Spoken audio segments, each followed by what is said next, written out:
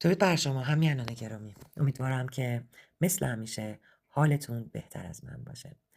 امروز اومدم با یه موضوع خیلی مهم و میخواستم که بهتون بگم اگه فکر میکنید در آمریکا میشه هر دروغی رو در فضای مجازی منتشر کرد و هیچ اتفاقی هم نمیفته، توصیه میکنم این ویدیو رو حتما تا آخر ببینید. برید فرض کنید فردی ادعا کنه که یه قاضی مشهور حکم دیپورت یا رد پناهندگی شخصی رو صادر کرده، در حالی که نه دادگاهی تشکیل شده نه حکمی وجود داره.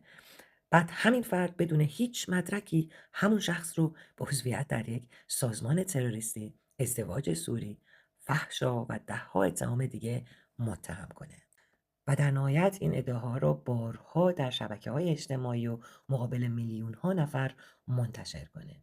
در چنین شرایطی موضوع دیگه فقط یه شایعه یا اختلاف شخصی نیست، بسته به جزئیات پرونده عناوینی مانند افترا، تخریب عمدی اعتبار، آزار سایبری، کارزار سازمان یافته، ترور شخصیتی، جعل اسناد، ارائه اطلاعات جعلی، فریب و حتی در برخی موارد جرایم کیفری میتونن مطرح بشن. اگر این ادعاها در دادگاه دروغ و ساختگی شناخته بشن، منتشر کنندگان ممکنه با پرداخت خسارت‌های سنگین، خسارت تنبیهی، دستورات قضایی، جریمه، سابقه کیفری و پرونده‌هایی که جرایم کیفری نیز اثبات شود، فرد مورد نظر با حبس روبرو خواهد شد.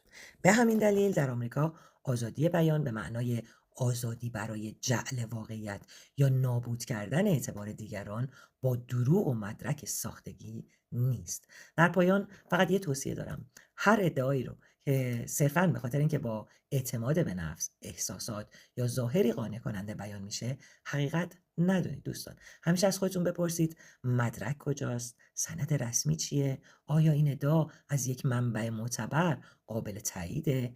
اگر کسی بدون ارائه سند افراد رو به جرائم سنگین متهم میکنه، نام قضات و نهادهای رسمی رو وارد داستان میکنه یا تلاش میکنه احساسات شما رو جایگزین واقعیت کنه، با دقت و احتیاط بیشتری به ادعاهای اون آدم نگاه کنید. مراقب باشید در دام اطلاعات نادرست، شایعات یا کارزارهای تخریب شخصیت گرفتار نشید. تصمیم‌های خودتون رو بر پایه سند، مدرک و واقعیت بگیرید، نه صرفاً بر اساس روایت‌هایی که ممکنه برای تاثیرگذاری بر افکار عمومی ساخته شده باشد. خیلی مراقب خودتون باشید. پاینده ایران، پاینده مردم ایران و تا ابد جاوید شاه.